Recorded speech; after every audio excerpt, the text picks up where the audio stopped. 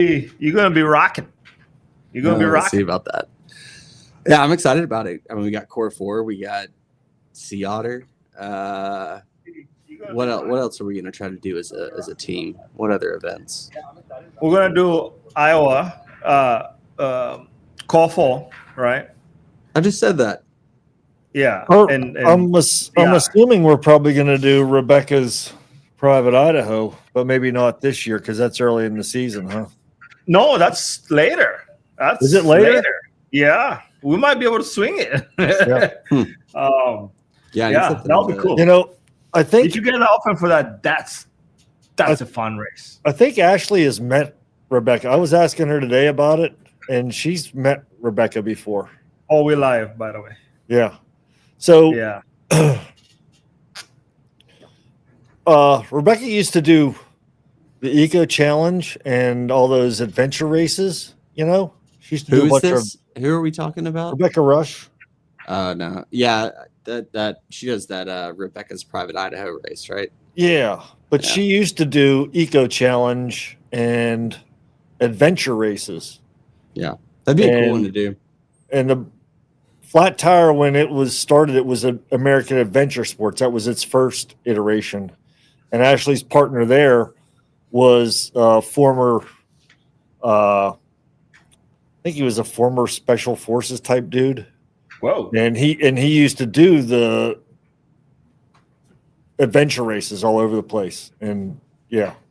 Dude, what a small world. Like, it's crazy how like bike shops and races and things like that, like you cross paths with people that you would never think that you would. But man, so you guys been riding outside a lot, I would assume? I rode outside. Aria? No. At one point this week was 0 degrees. No, I did not go outside. Oh, come on. Yeah. At one point, maybe twice. You got something over your left shoulder that makes me a little sad. But your trainer. Notice I'm hiding mine.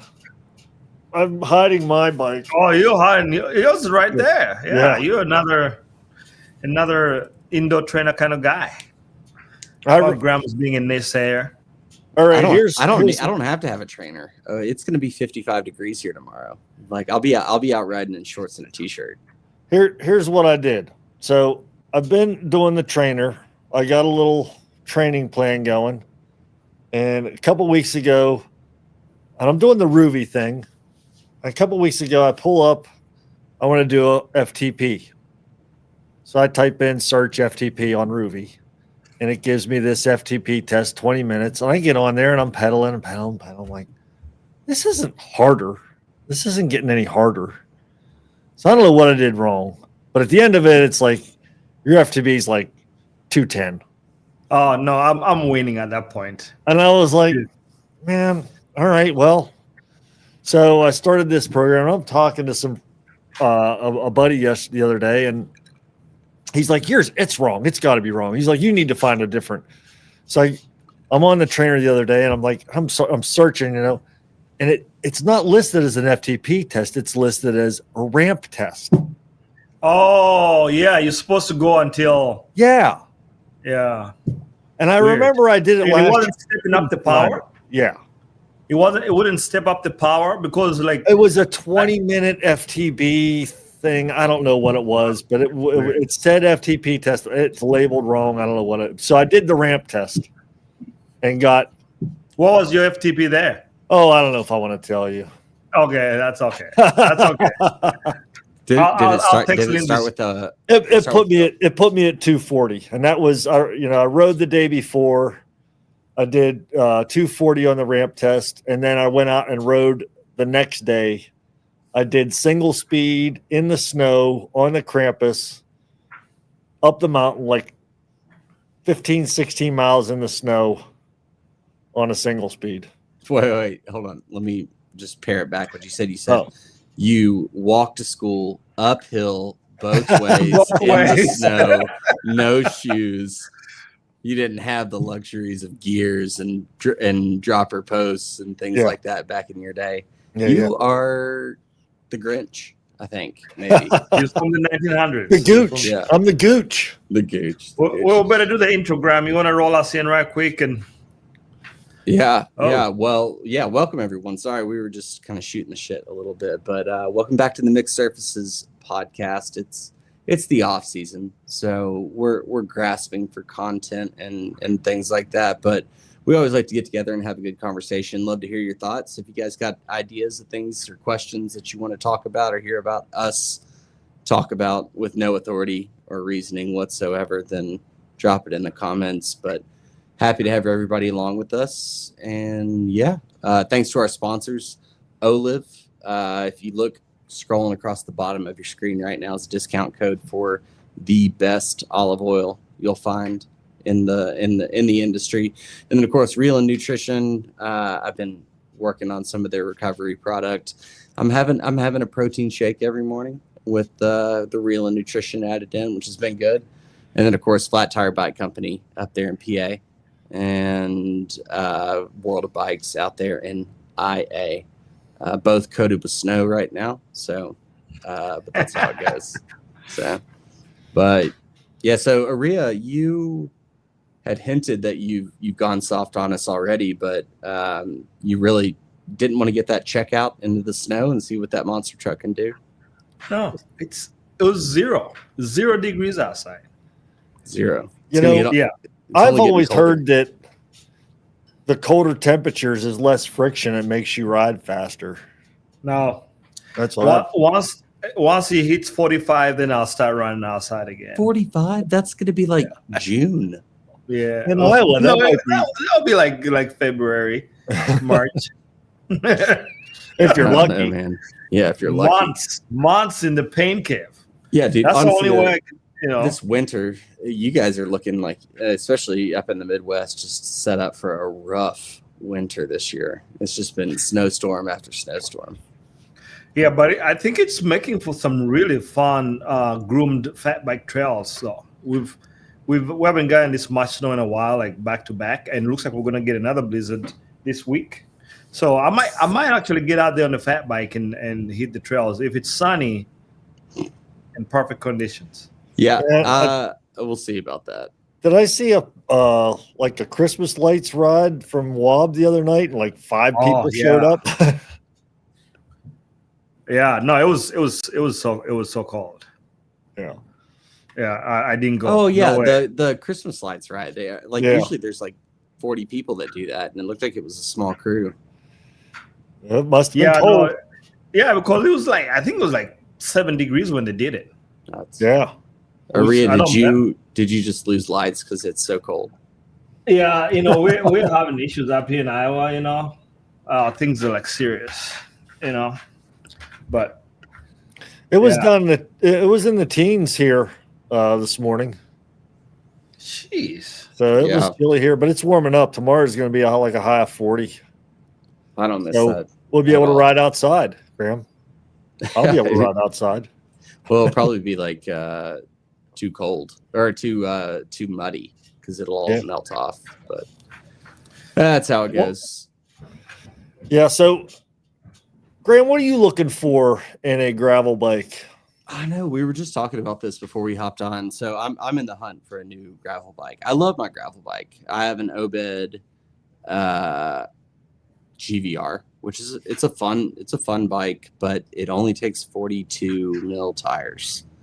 That's the biggest it'll do. And I just for the gravel around here, it's way you need more than that. So I've looked at a couple. So my big things are I want a bike that can at least do 2.2 mountain bike tires, right? That's probably the biggest thing. And then the rest, I'm not too worried about the frame, even what the brand is, but I want the right components, which is probably some sort of SRAM Explorer group set or something along that. You cannot have a early 90s paint scheme because somebody else already has the early 90s paint scheme on their bike. Who's that? And they've got the 2.2 tires. Who's that? Yeah. So I know because I've been looking for the 2.0, 2.2 tires as well. And I found Scott has their cross country mountain bike. They've got a frame fork combo that's made for drop bars. So it's a hardtail mountain bike frame with a rigid fork. Yeah, but the thing is, though, is like much like I think a lot of our listeners, I still think that I'm fast, and I'm not.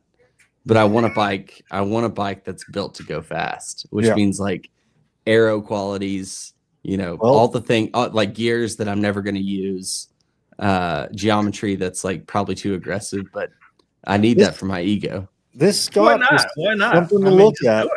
I mean, this Scott is something to look at. What's it called? The Scott what? I don't think it's a scale. It's their hardtail mountain bike. It's the scale, but it's the scale GR or something maybe, because it's they're selling it with a fork. Yeah, I'm happy to look at it, but I'm not gonna buy a freaking mountain bike and make that a gravel and doing bike. drop bus setup. Yeah, no, I'm not gonna do that. Like I want like a real, like the Scott. What is the Addict? The Addict, yeah. I mean, I would be up for that. I think it takes 2.2s, right, or at least 2.1s. I don't know. Yeah.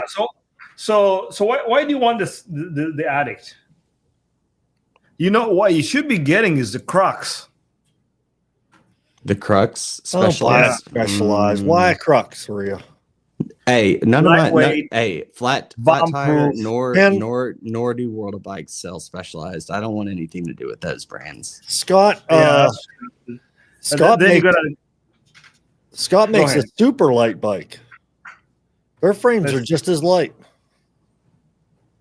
Although the Crux, did you guys see that it's looking like Specialized is going to like redo a bunch of bikes? Like some kind of recall or something?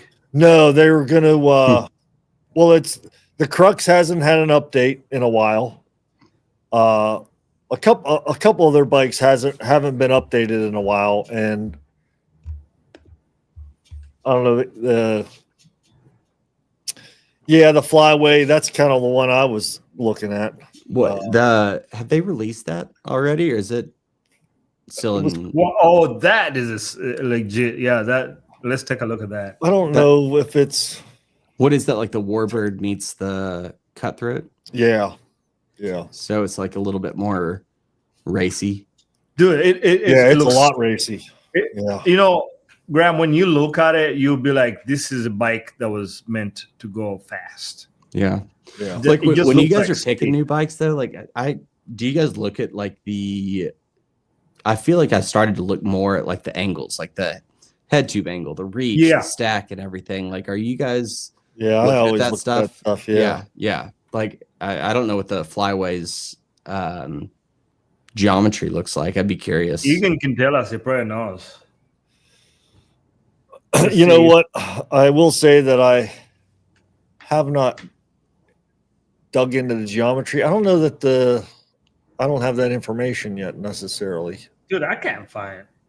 Yeah, I don't know. I can't. I think it's still embargoed, but I think they have. They talked about it being out there. What was the race you guys did down there, Rhea? The last one. Mid-South.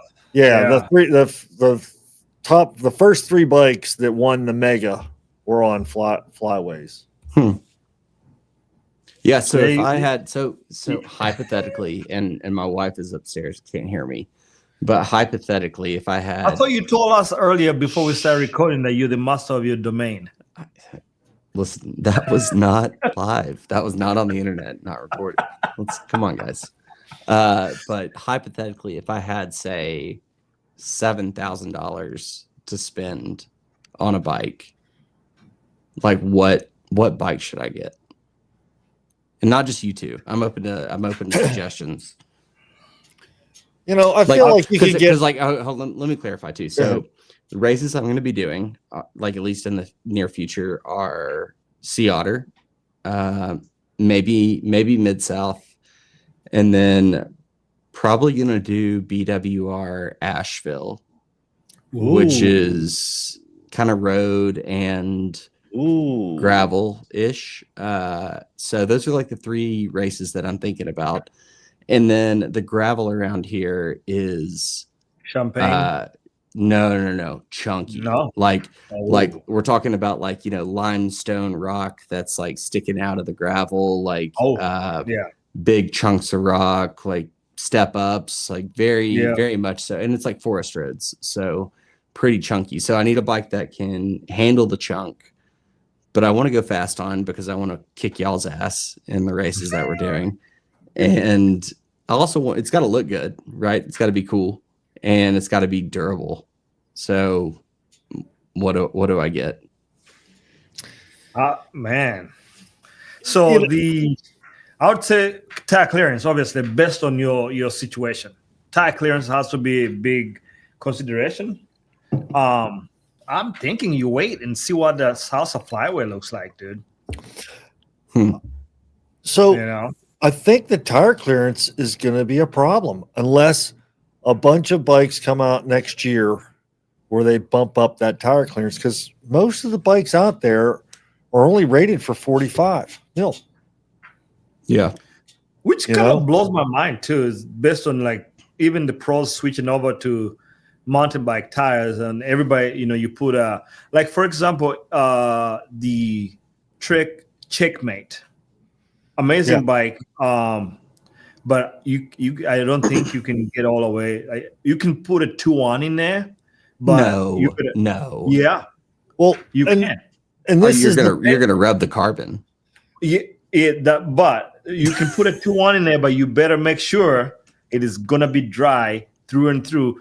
Otherwise, you get any mud on there, you got holes in your fork. That's what's so tough. There, all these bike frames and forks are rated for the 45 mil, and you think, okay, well, what's the real tire that I can squeeze in there? Because you get the right tire with the right rim, and you might be able to squeeze it into like the chain stays or the fork or something. But and that rating, like that declared measurement, that's like a standard. Like there has to be like at least 4 millimeters of clearance on either side of the tire for it to be within the regulation. So like everybody knows that you can squeeze something else in. But to your point, Jason, when you talk about rim width and tire interactions, like that changes the game completely. Like you can flatten out a tire. And especially some of the newer gravel specific rims, they're wider, so it kind of blows up your tire even a little bit wider than it should be in most cases. I've seen some people trying to go like with a 45 and put in a wide rim to get it up to like a 48 or something like that. So I really hope or wish that these guys, manufacturers, would start be like, hey, at the very minimum, I feel like a 55 should be the minimum clearance. Well, on most bikes, they're gonna make sure everybody gets on these bikes that are 45 rated, and then they're gonna switch it up. Yeah, make everybody buy a whole new bike. Well, so what do you guys think though? Should there's also the thought of I think Egan, I'll put it up on the stage, but like Egan saying doing like a gravel bike with a fork, like a suspension fork. Does it make more sense to go, 80 mils of suspension with a 44, 45 tire as opposed to no suspension and a 2.0? So that's a thought. My other thought was, what if you bought a frame and fork? You put like a 45 or a 50 on the back, or a 47, whatever, somewhere in there in the back. You bumped up the width of the fork in the front, and then you put 2.1. You have a little bit wider tire in the front, a little bit narrower in the back. Yeah, I mean, I think that would make sense. Yeah. I guess the only issue is I do feel like I do feel like when I have slammed a rim on a gravel bike, it's almost always been on my back. where I've like tried to, something's like a rut's coming and I try to bunny hop and I get my front wheel over and then I just jam the back wheel into the rut. Like I would be worried about having lower volume there and like breaking a wheel, and I've been known to do that. And then losing the race and then blaming the race on your equipment. Yeah. When you could have done your homework and had the right equipment. Yeah, Mr. Mega Mid South. Hey, I don't think I blamed. Did I blame my DNF on the equipment? No, I blamed it on me, man. You blamed it on the equipment right here. This equipment here. That's right. Yeah, the brain wasn't ready. The mind wasn't ready. Yeah. the equipment was feeling, but the mind wasn't ready. Yeah, I think, Jason, you're right, though. I don't know if I'm going to buy a package bike completely. I think I probably would want to frame, fork, wheel set, group set. What drivetrain are you? I think I'd probably go mullet and do not the Explorer group set, but going ahead and like go up to like maybe the XO or even XX cassette, and then run like a 40 up front. Yeah. See, I love four shifters. Yeah. So that way I get the brakes and the blips. The blips. Yeah. How the blips? Well, the brakes are more important to me. Like I think because I've got the SRAM Maven brakes on my mountain bike. And dude, those things are so strong. One finger braking. And so the idea of one finger braking with like either the red or the force group set, I think would be that makes the most sense to me. Yeah, no, it's pretty impressive though. I think you almost don't appreciate modern disc brakes until you actually come close to like crashing. And you realize just that stopping power, what it can do for you. Like when we did a Scouts ride, and I was suffering. I got dropped like 8 times. We're bombing down this hill, probably doing like 30 some miles an hour, and we go around this corner. Amazon delivery van out on the gravel road in the middle of the road. So we all like just start getting off, and we had like maybe 25 feet to like not crash into each other, like 6 of us, and being able to like slow that bike down so fast. Yeah, no, it made me a believer. It's like, do you guys remember when when disc brakes first came out in road racing, and they wanted to ban them because they were worried that they were going to like cut people's legs off and sever limbs during crashes. Yeah, they weren't worried about the chain rings. They were worried about That's a good one. Yes, they forgot about the chain rings. The chain ring that's hanging out there, right there, where you get hung up in.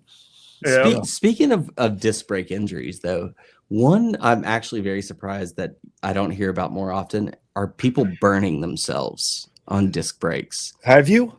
I never have, and I've never met anyone that has, or I've heard of anything.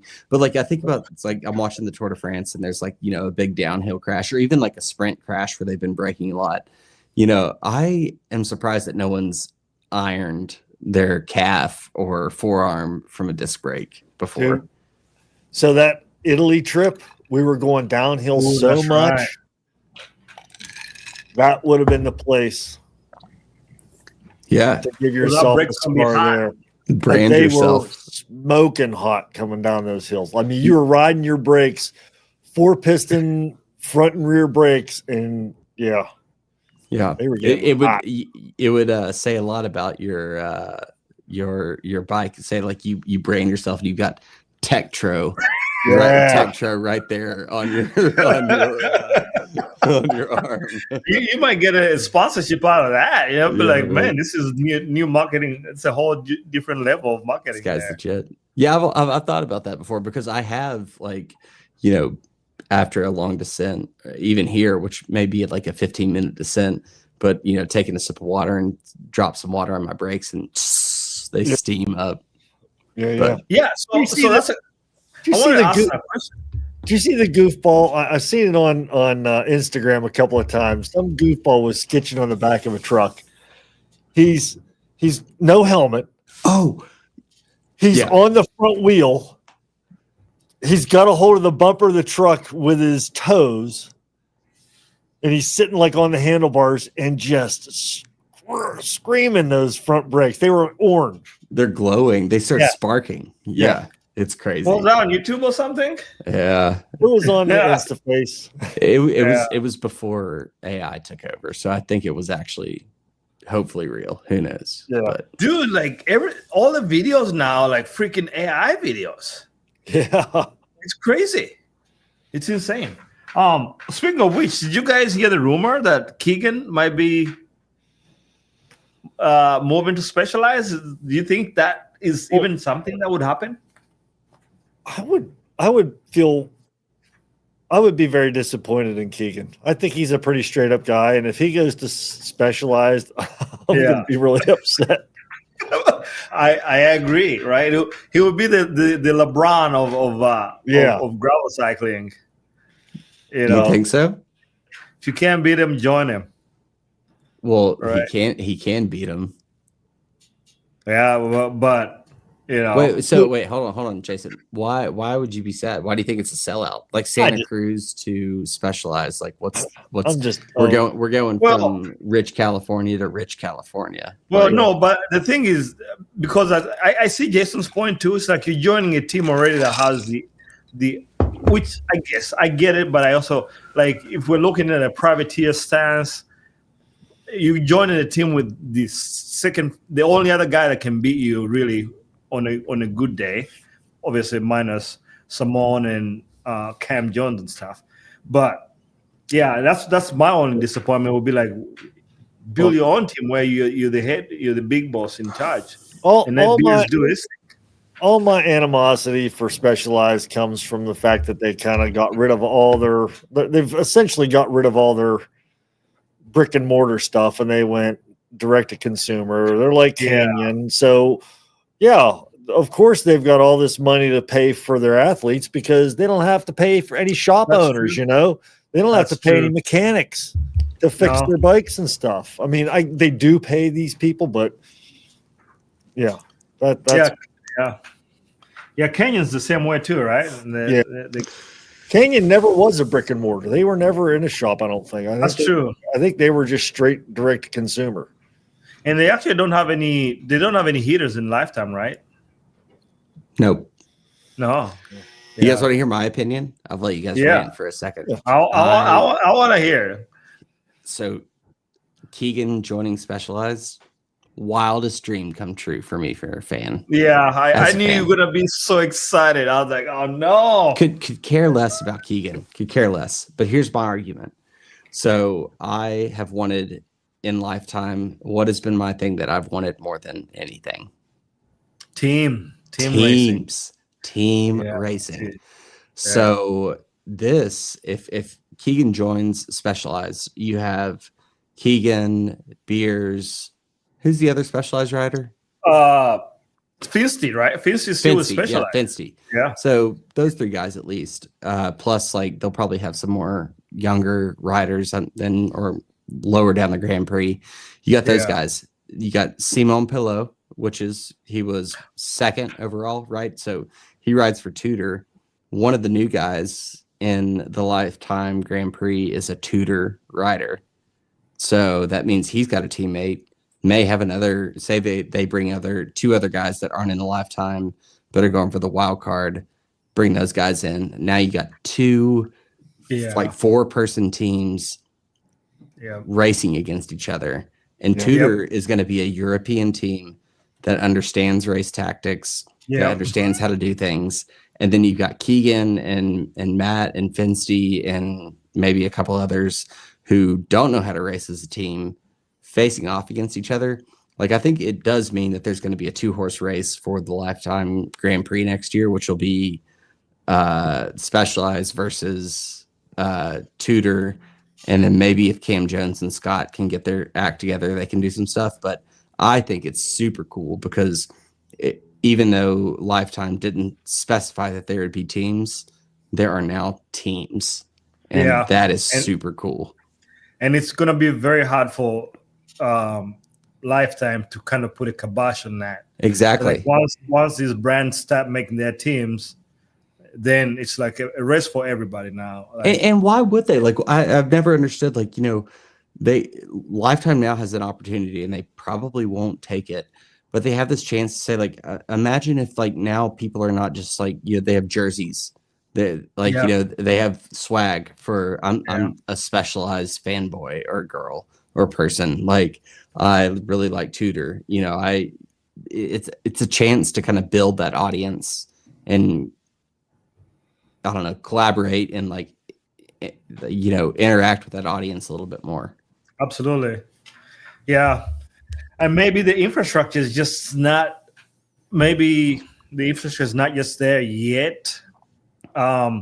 Because mainly these races are mass participation races, and maybe trying to figure out, hey, when do the pros race and have a fair race? And I mean, there's a lot of logistics to keep in mind, but I would think Lifetime should be happy that this is happening, because this keeps the steam and the interest in the Lifetime Grand Prix. So it'll be very cool. It'll be very cool. I think I'm ready for a change. I feel like the last 3 years now of Lifetime, or 4 years, I've been kind of predictable, but having a teams in there, I think that's gonna make things exciting. Although Beers had the the road career, I think, for only a year or so. So he's got some world tour.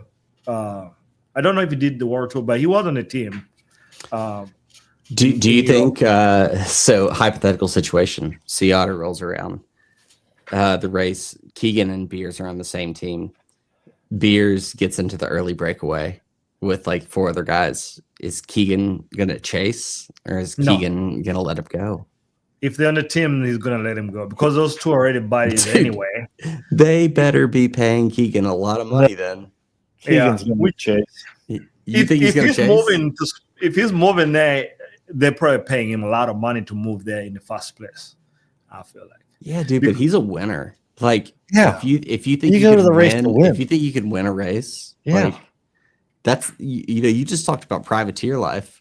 Like, these guys are still all privateers, correct, in their hearts. Yeah. That's the very foundation of the Lifetime. It's privateering. So is Keegan gonna let Matt Beers just ride away? He goes to Specialized, gains 20 pounds, and comes in 15th. Dylan Johnson. 15th or 16th, one of those two is usually his spot. He's got his money. He's got his. I thought it was very odd, because Matt Beers jumped on that thread that I was looking at, where somebody was peddling these rumors. Matt Beers' comment was at the very top, like, "Oh, this is news to me," So somebody maybe sent it to him, or I don't know. Maybe no, I think Bella News dropped a article that, like, I don't think Keegan has announced it officially, but Bella News dropped like a pretty official article that it was a thing that's happening. So so I think money is going to be exchanging hands, big money on the flatbed truck. Big money. Yeah, big money. Yeah. Let me tell you, big money.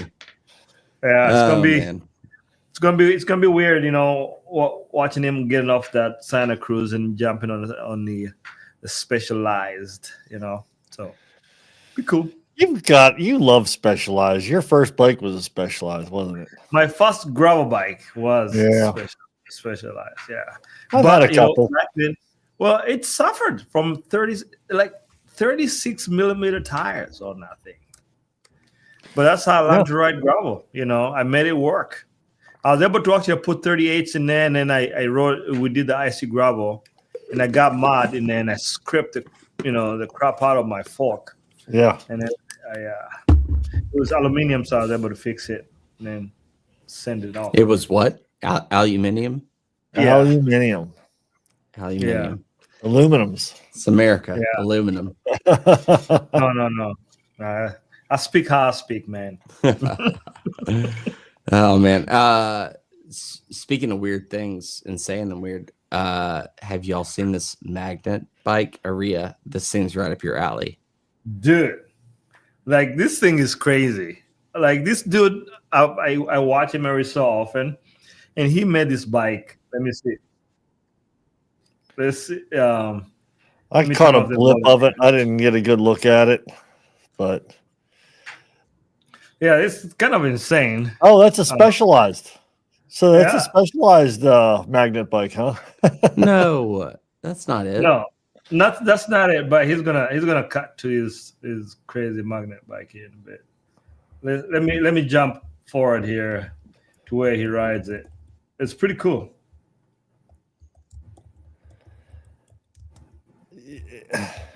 Let's do a full size here.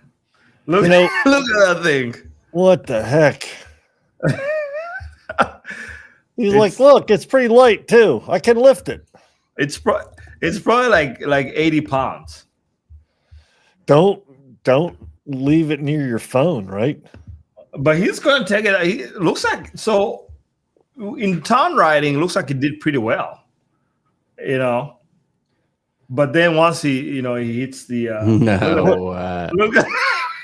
no. Yeah, man.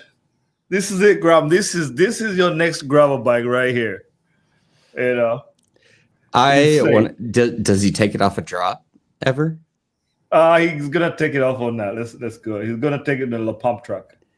How do you do you like swap out the magnets if you get fatter? Well, no, I think you like how do you do that?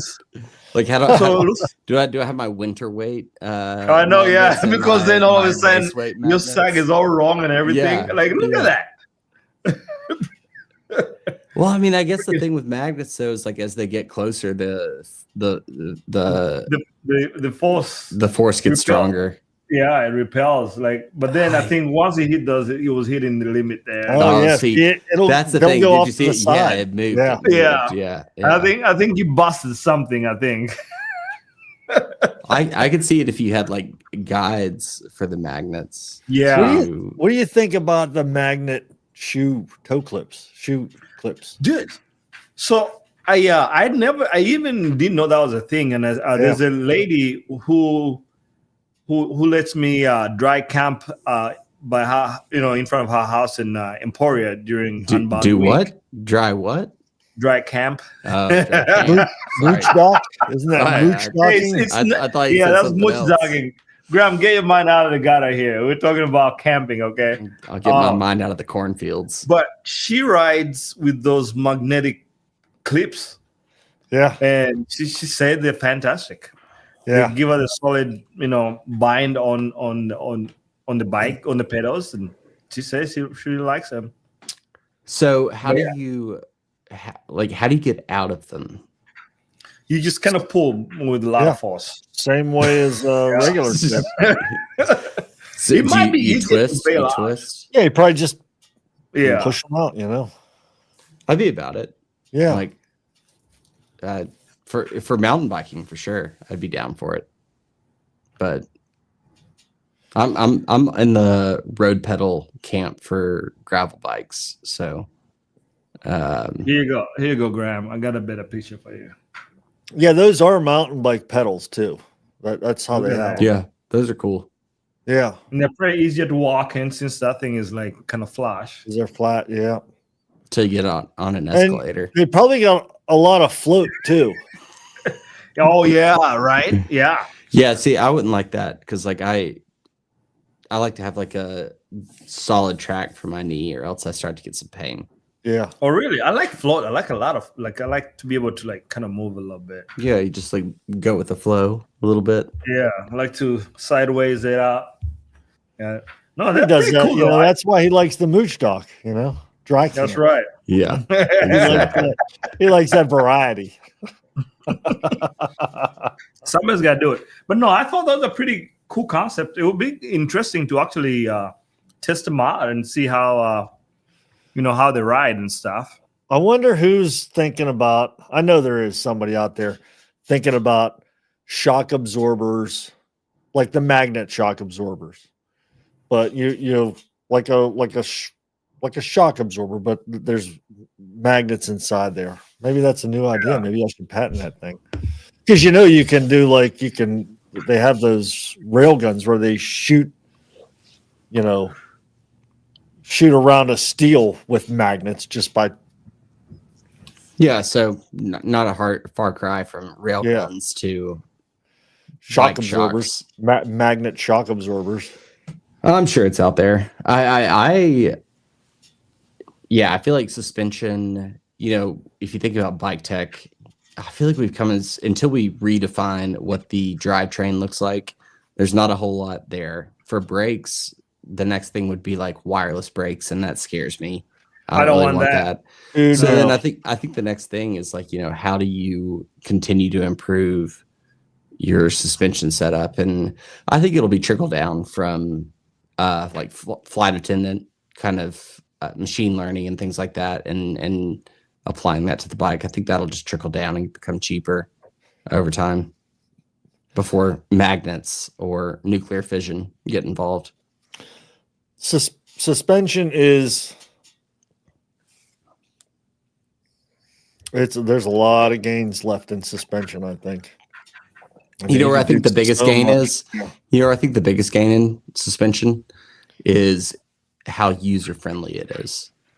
I think people are afraid of suspension. I was afraid of suspension for a long time. I was afraid of setting sag. I was afraid of setting rebound. I didn't understand it, and it's not hard to learn, but it's hard enough to learn to where the average consumer isn't going to do it. And so I think if I could tell SRAM/Rock Shocks or Fox or, Zeb or not Zeb, sorry, Cane Creek or whoever, like, figure out a way to make suspension easier for people to understand and adjust. So what we're doing, doing at Flat Tire is we've got telemetry stuff that we've put on your fork and on your shock, and we'll meet you out at a trail. We'll set up that suspension, do multiple runs in a couple of different sections to try and really fine tune that suspension up specifically for you. That's cool. Yeah. And this is all, so it's like it's essentially you bolt a rod to the front of the shock and a rod to the back of the shock. And there's a sensor inside there that slides back and forth that says how much shock you're using when you put it on the fork and on the rear shock. And it's really cool.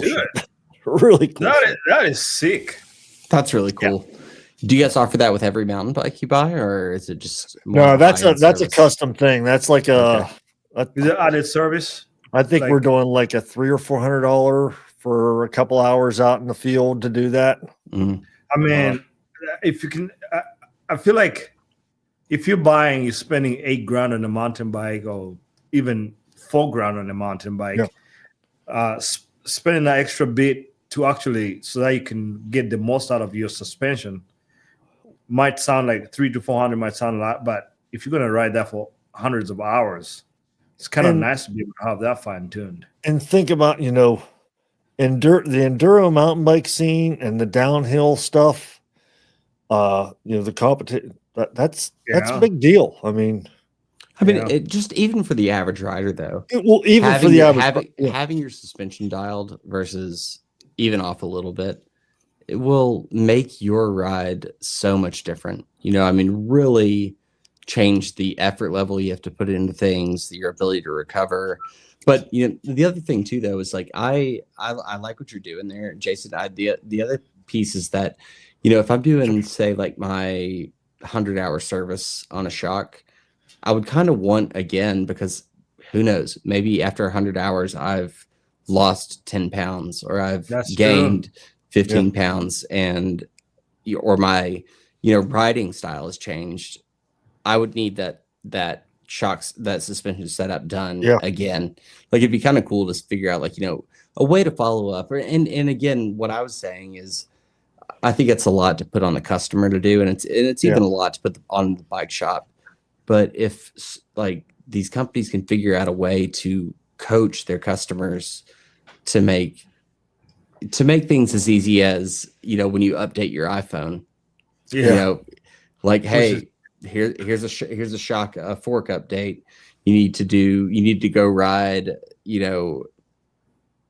it could learn your rides that you do. It says, go ride this section, so it can see it again, and it'll tell you what it needs to be adjusted to. Like, I don't think that's far off. Do you guys know Yeah. what rebound setting are on your mountain bikes, or what compression setting you're on? Not off the top of my head. Nobody does, really. No. For all the bikes, Ryan Baker, he did write my stuff down for me. I do have the piece of paper. I took a picture of it. But yeah, he did like, hey, just kind of good to know this if you're somewhere, if you're traveling and you're getting some kind of work done, being able to know those numbers. I'm like, oh, I didn't even think about that. Yeah. I mean, no, seriously, most people don't know how many clicks of rebound adjustment they actually have. Right. That's the thing. They don't even I think I didn't even know what a click is. Dude, most people look down at their rear shock and they say, okay, is it firm or is it open? Or, is it closed or is it open? Yeah. And then they see that other dial and they're like, oh, fuck, what's that? I'm not going to mess with that because it must be okay. And then they ride. Or they turn it and they go, oh, this has clicks to it. All right, how many are there? Oh, there's 15. Well, I'll put it in the middle. Dude, and people, listeners, don't get me wrong. I am right there with you. Like, you can have the best setup in the world, but life changes, things change, especially for us average riders. And I wish there was a easy how-to guide on how to make sure that I was set up every single time, because I know I'm not, and I'm not getting the most out of my bike. And so one of the things that Swede has been telling me, Swede's our suspension guy, and when I was going over to Italy, I was trying to get this. Swede does sound like a suspension guy kind of name. Dude, he's Swede, the suspension guy. He's on it, and so he's like, we're trying to get the suspension dialed in, and those little rubber rings on your fork. What are those for? Yes, please go ahead. Those are really just to clear the dirt off of there. No, they're.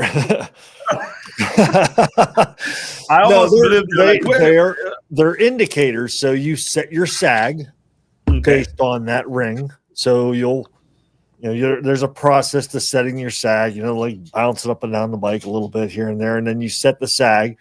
And then when you're riding, at the end of your ride, you really want those rings to be like way at the top of the fork, like pretty much the top of the fork, and way down at the bottom of the travel. And I've always kind of like, all right, I get if I can get it like close to the top, within like half an inch or 3/4 of an inch, and they're like, no, you're leaving 3/4 of an inch of suspension out there that you're not even using. He's like, you got an $800,000 fork. Why are you not using the whole thing? See, this is what Graham's saying. That is complex. Yeah, and you're a bike shop guy, and it's like, and you just like really getting into it. Like, imagine me who doesn't even know how to work on bikes. Like the learning curve is kind of through the roof. And they're like, and I'm like, but that isn't. I said, isn't it bottoming out? And they're like, yeah. If they're like, you want to be just almost bottoming out, or maybe bottoming out. I've heard that you should be bottoming out your fork, not like smashing it. No, not all the time, but yeah. I mean, but to Aria's point and to what I was saying earlier is like, I think all of this is fine and good to talk about, but the frustrating part is that there's a knowledge gap, and bike shops, people are afraid of bike shops. People are afraid of asking questions at bike shops. Bike shops have all the knowledge and want to help, but like there needs to be some sort of way to bridge that gap, because like, especially for off-road riding, when things get more complicated, like, another thing, I'm so terrified of my pivot bolts. Yeah. I would never ever, mess with those. And I know it says the torque spec right there. Yeah. But I'm just afraid of them. I'm like, they must be working. Like, it's fine. But I don't know. Maybe we all need a Jason in our back pocket on every ride, and they can. We're doing a lot of suspension work. Dude, it sounds awesome what you guys are doing. Yeah, we're doing a lot of suspension work, and I'm telling you, I've rebuilt a full suspension bike today, and the bike looked great. It felt good. I start taking the rear triangle apart. There's what? Probably almost a dozen bearings in this suspension linkage, and probably half of them were gravelly and notchy. Yeah.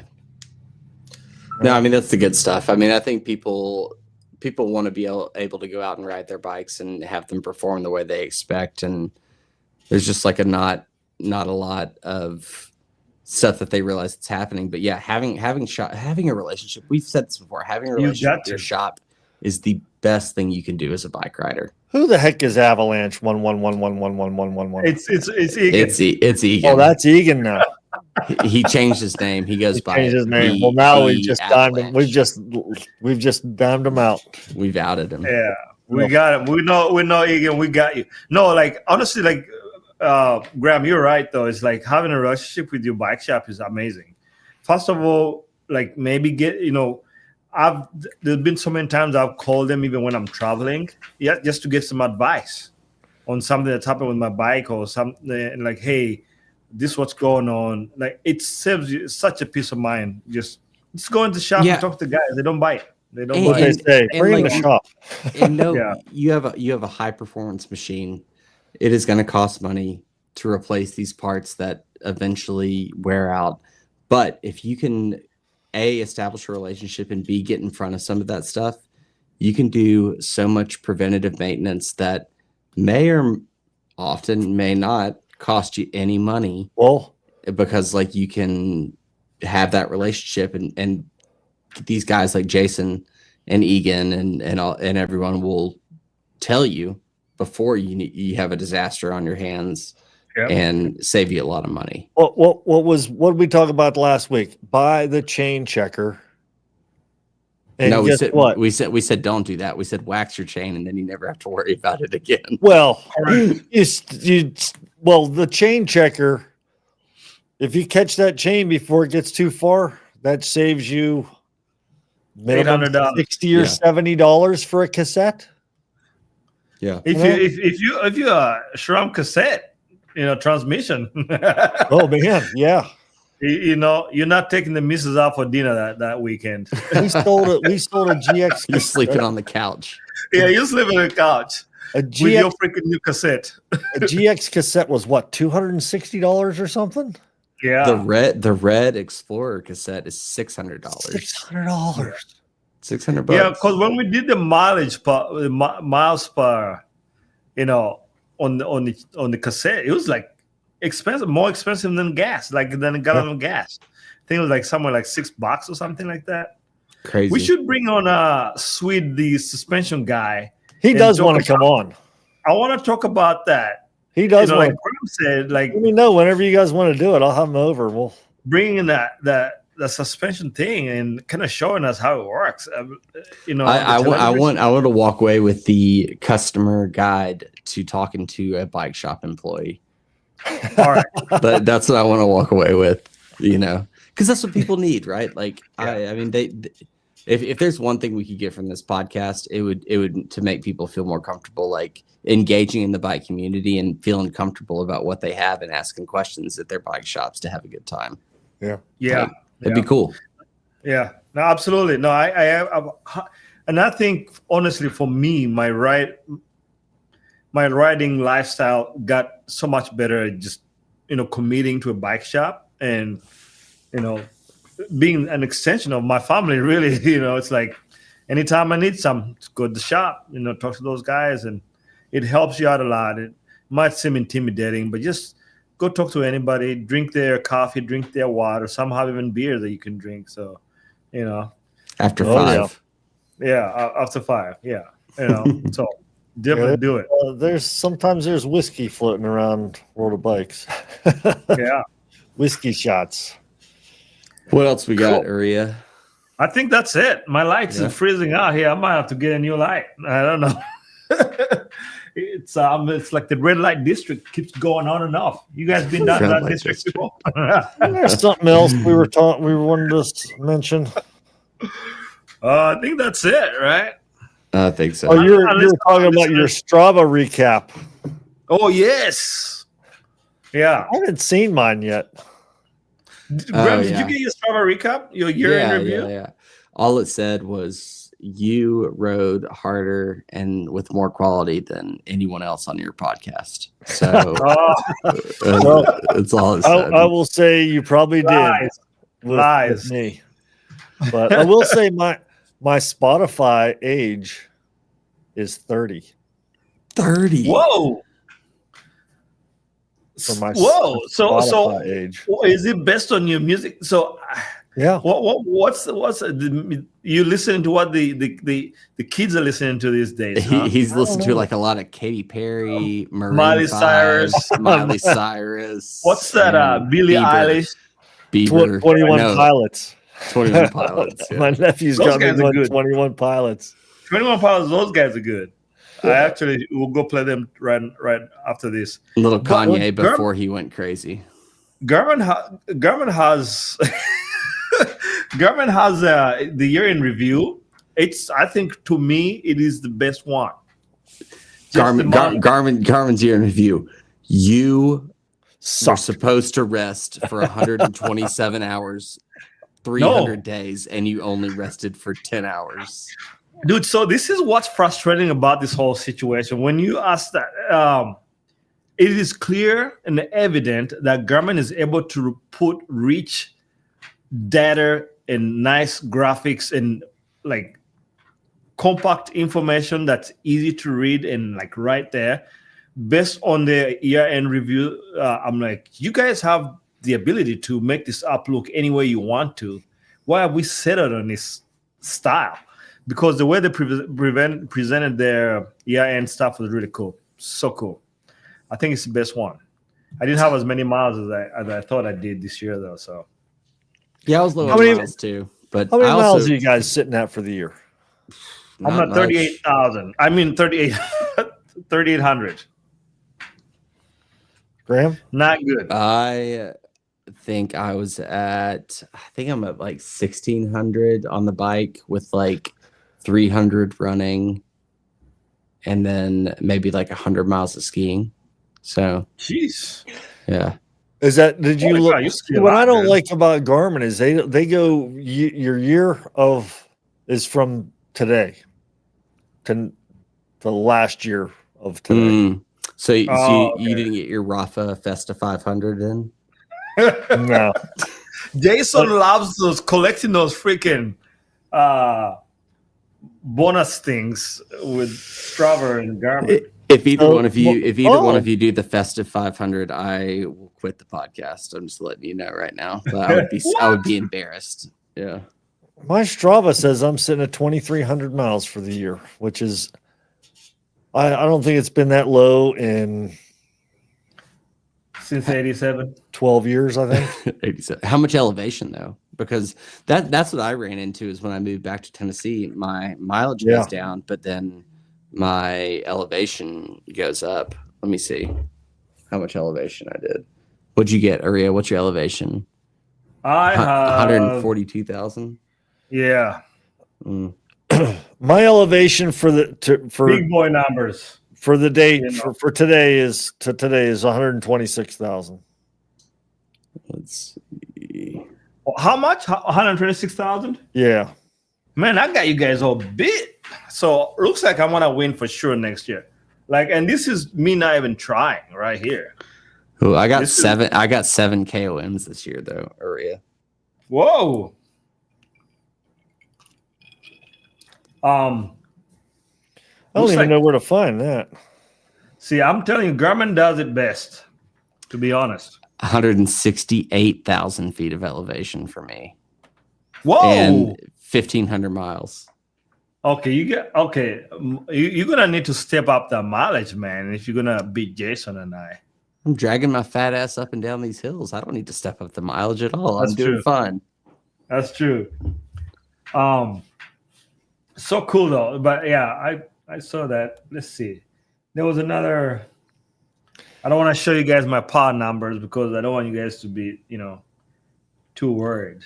Well, I don't believe them anyways, but we should at some point here in the next week or two do a 2026 goals and challenges, and then see if we actually hit them at the end of the year. I'm down for it. I'm down for it. We should think about it.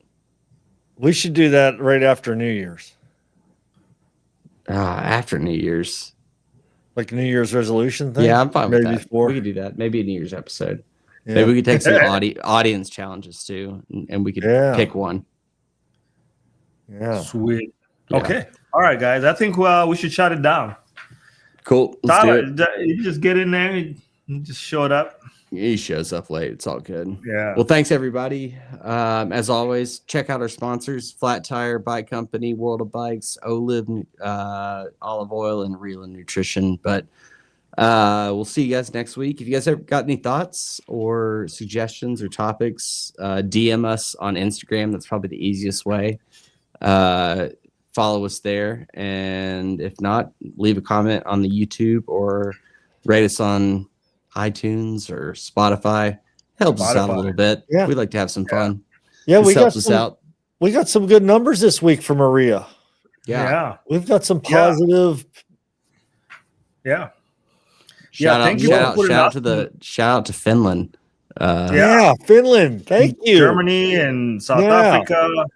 Yeah, thank you for putting us in the top 20% of Spotify videos, so that's really cool. And we certainly appreciate you guys being here every week with us and putting up with us jibber jabbering. We got exciting guests lined up. We're gonna keep you guys entertained for sure, through and through. All right, peace out. Until the next one, guys. Man.